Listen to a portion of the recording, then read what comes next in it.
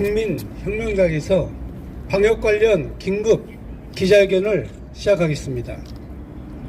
지금 코로나 사건이 대한민국에 온 지 2년이 넘었습니다. 그리고 며칠 전에는 60만 명이라는 감염자가 발생했습니다. 그리고 최근 2주 이상 30만 명 이상 계속 감염자가 발생하고 있습니다.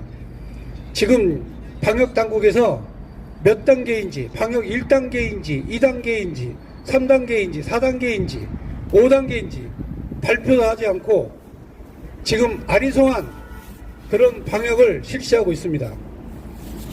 거의 대부분 모든 장소에서 방역 패스 없이 자유롭게 출입이 가능하고, 그리고 현재 이 대한민국의 방역이 K방역에서 탈피하고 집단 면역 체제로 가고 있는 상황임에도 불구하고 아직까지 교회 예배와 그리고 집회와 자영업자 영업시간에 대해서 강력하게 규제하고 있는 매우 이상한 현실이 지금 펼쳐지고 있습니다.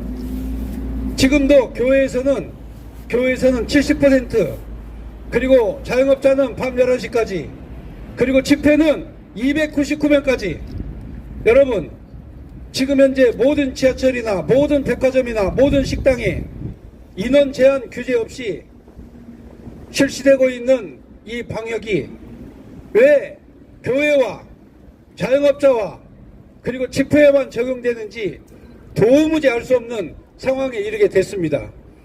그래서 우리 국민혁명당은 앞으로 국민들의 언론의 자유, 집회의 자유, 결사의 자유를 위해서 강력하게 299명의 규제 조항, 집회 규제 조항 철폐에 대하여 강력하게 요구하고, 교회 예배 70% 100%로 해제하라고 하는 내용과 자영업자 영업시간 철폐를 강력하게 요구하는 기자회견을 하게 되었습니다. 제일 먼저 국민혁명당 대표 고영일 변호사님께서 먼저 발언을 하시겠습니다. 네, 반갑습니다. 국민혁명당 부대표 고영일 변호사입니다. 오늘은 방역 문제에 대해서 집중적으로 얘기를 우리 대변인께서 해주실 예정이고, 저는 조금 다른 주제를 가지고 말씀드리도록 하겠습니다. 청와대 간첩과 대통령 집무실 이전 문제에 대해서 잠시 말씀드리도록 하겠습니다. 2022년 3월 17일 지난주입니다. 지난주에 대법원은 전광훈 국민혁명당 대표에 대해서 기소된 공직선거법 위반과 문재인이 간첩이라는 발언이 허위사실에 기한 명예훼손이라는 점에 대해서 검찰이 대법원에 상고를 했는데 모두 상고를 기각했습니다. 즉 그 내용 중에 하나가 문재인은 간첩이라는 내용입니다. 그런데 그 간첩이라는 진술을 한 정광훈 목사의 발언은 허위사실에 기한 명예훼손죄가 성립하지 않는다는 얘기입니다. 이 말은 문재인은 간첩이란 얘기입니다. 청와대는 간첩 문재인이 대한민국을 5년 동안 대한민국을 대표하는 대통령으로 이끌어왔다는 수치스러운 역사를 대한민국이 기록하게 되었던 것입니다. 그런데 더욱더 황당한 일이 발생했습니다. 문재인이, 즉 간첩 문재인이 청와대 주인의 자리를 차지하고 차기 대통령 집무실을 용산에 있는 국방부로 이전하는 것에 대하여 안보 문제와 비용 문제로 이전을 반대한다는 얘기를 짓거린다는 것입니다. 문재인은 2018년 9월 19일 여러분들이 잘 아는 9.19 남북 군사 합의를 이끌어냈습니다. 그 내용은 휴전선 전방에 위치한 지피를 초소를 다 파괴하고 그리고 북군의 기동훈련을 다 정지시키는 군사시설 파괴 이적 행위와 그리고 일반 이적 행위 즉 사형 무기에 해당하는 죄를 저지른 장본인이 대한민국의 안보 문제를 거론하면서 용산 국방부 내로 대통령 집무실을 이전하는 걸 반대했습니다. 삶은 소대가리가 지나가다가 웃을 일입니다. 만일 문재인이나 그의 지시를 받는 공무원 등이 청와대 이전 계획을 반대하고 막는다면 국민혁명당은 이에 대해서 직권남용 행위로 모두 다 고발해서 반드시 법에 준엄한 심판을 받도록 할 예정입니다. 또한 문재인은 이전에 필요한 496억 원의 예비비를 반영해달라는 요청에도 예산 문제를 타령하면서 예비비 상정을 거부하고 있습니다. 문재인과 김정숙이 해외 나들이 비용 그리고 그 옷값에 대해서는 아낌없이 쓰면서 차기 대통령 집무실을 이전하는 496억 원이 아깝다면서 반대한다면 대한민국의 자유시민들이 일어나서 496억 원의 그 비용을 모금해서 충당할 것입니다. 그 뒤에 문재인과 김정숙이 해외 나들이를 통해서 낭비한 예산과 그 옷값에 대한 그 비용을 청구할 뿐만 아니라 이전에 관련된 비용을 보상 청구 소송을 통해서 반드시 물어내도록 할 것입니다.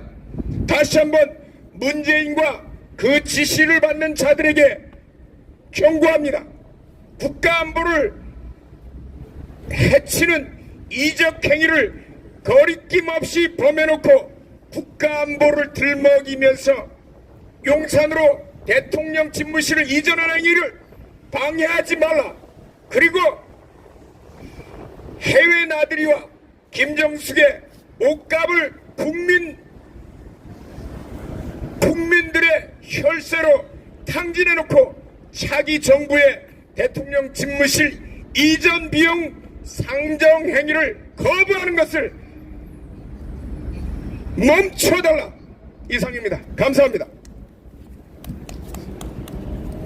네, 지금 대한민국은 개방역이라고 하는 사실상 강압적이고 폭력적인 그런 방역으로 국민들을 억압해왔습니다.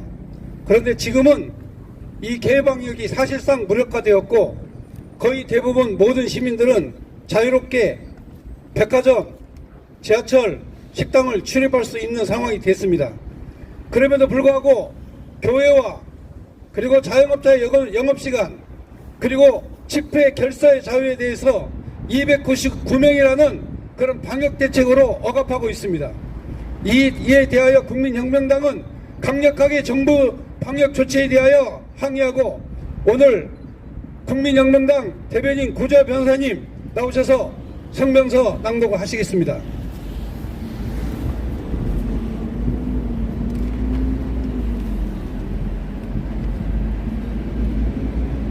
반갑습니다. 국민혁명당 대변인 구주화 변호사입니다. 성명서 발표하겠습니다.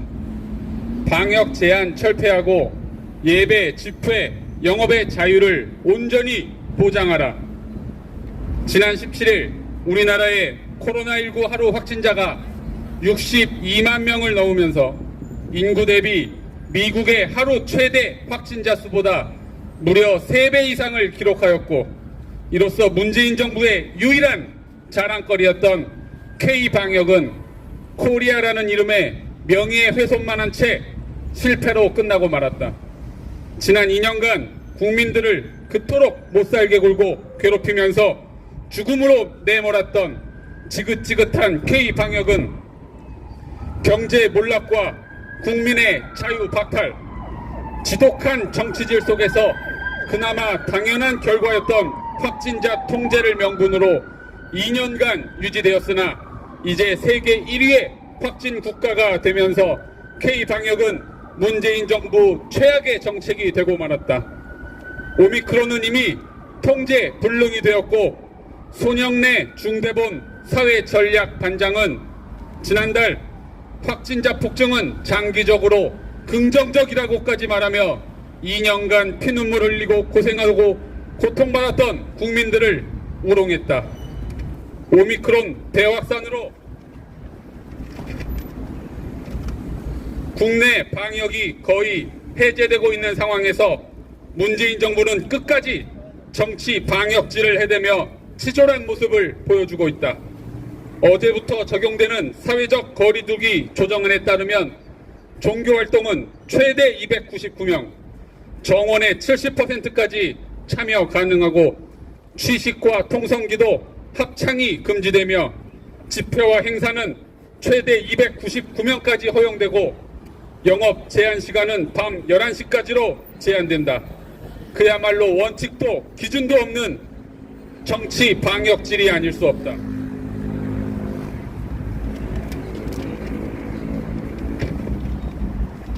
(299라는) 숫자가 도대체 뭐길래 정치, 종교 행사도, 집회도, 행사도, 결혼식도, 장례식도 모두 이 숫자에 걸려야 하는가? 수천 명이 입장할 수 있는 대형 교회에도 299명까지만 입장 가능한 것을 과연 어느 국민이 이해할 수 있겠는가? 지난 대선 유세에서 각 지역마다 수천 명씩 운집하며 환호성을 지르고 후보 이름을 외친 것은 방역수칙 위반이 아니라고 하면서 왜 예배와 집회는 299명만 허용되는 것인지 문재인도 정은경도 아무도 설명해주지 않는다. 무엇보다 이러한 인원 제한은 손영래 반장이 이야기한 것처럼 장기적으로 부정적인 영향을 미치는 방역 방해 요소가 아닌가. 종교시설에서의 취식금지 조치 역시 아무런 이유도 명분도 근거도 없다. 종교시설 내에도 식당과 카페가 있다. 예배와 소모임 그리고 철야 예배라도 하려면 취식은 필수적이다. 권리라고 말하기도 민망하고 헌법에 규정조차 없는 먹을 수 있는 권리를 문재인 정부는 박탈하고 있는 것이다. 종교를 탄압하는 사회는 미개 사회이다. 민주주의 사회나 문명국가라고 할 수 없다. 현재 세계 최악의 종교 탄압국인 북한에는 인권도 자유도 권리도 먹을 것도 없다. 오직 문재인이 좋아하는 김정은, 김여정 남매와 그 추종 세력들만이 있을 뿐이다. 자유 대한민국이 북한을 닮아갈 수는 없다. 자영업자들은 사적 모임 인원 해제보다 영업시간 제한을 해제해 줄 것을 요구하고 있다. 국민의 바람과 항상 반대로 하는 문재인 정부를 볼 날도 50일밖에 남지 않은 것에 감사하다. K방역을 포기하더라도 국가와 국민을 포기해서는 안 된다.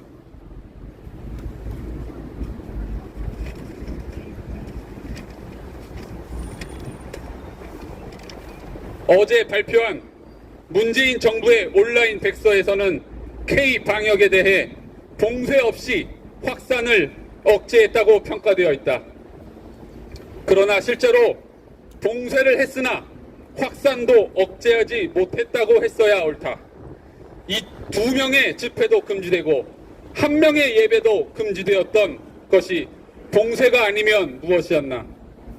김정은이 3살 때 사격 명수가 되고 6살 때 말을 탔다는 북한의 우상화 교육과 다를 것이 무엇인가? K방역은 실패했다. 경제와 자영업자는 몰락했고 집회와 예배는 무너졌다. 확진자는 아무도 넘볼 수 없는 세계 1위가 되었다. 11시건 12시건 299명이건 10,000명이건 이제 아무 의미도 없는 것이다. 문재인과 정은경은 국민 앞에 무릎 꿇어 사죄하고 K 방역의 실패를 인정하고 근거 없는 정치 방역을 철폐하여 대한민국의 종교의 자유, 집회의 자유, 영업의 자유를 온전히 보장하여야 한다. 문재인 정부는 실패했으나 다음 정부 그리고 대한민국은 반드시 성공하여야 하기 때문이다. 2022년 3월 22일 국민혁명당 감사합니다. 감사합니다. 자, 이제 마지막으로 국민혁명당 전 의원 고분철 의원께서 발언하시겠습니다.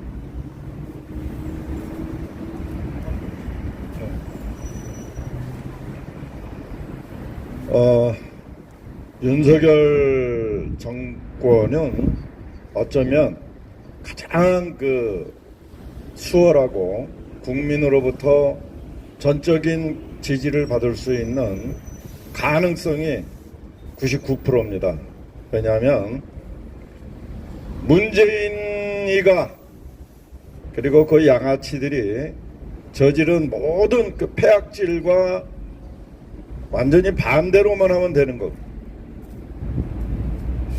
이 방역 문제도 왜 이 친구들이 이놈들이 이렇게 이런 식으로 저 멋대로 할까? 다 목적이 있겠죠. 모든 게 그렇습니다. 부동산, 탈원전, 외교, 대북 문제, 그리고 방역, 이거 모두 뭔가 뒤에 다 저들 간에 5년 동안 해 먹는 뭔가가 있기 때문에 이러는 식으로 무원칙적으로 지금 저지르고 있죠. 다 밝혀내야 합니다.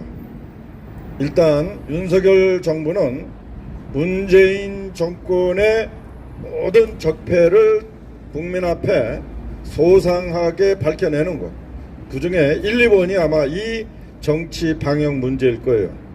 이 문제를 소상하게 밝히고 앞으로 윤석열 정권은 이 국민의 건강을 담보로 어떤 속임수도 없을 거라는 거, 이 문제를 더 명확하게 해야 합니다. 그러려면 이 정치 방역 문제를 반드시 그 진실이 뭔지, 왜 이렇게 하고 있는지 밝혀내야 합니다. 우리의 요구입니다.